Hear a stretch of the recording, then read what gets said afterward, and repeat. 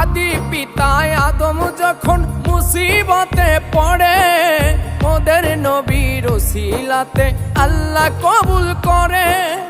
আদি পিতা আদম যখন মুসিবতে পড়ে, মোদের নবীর উসিলাতে আল্লাহ কবুল করে।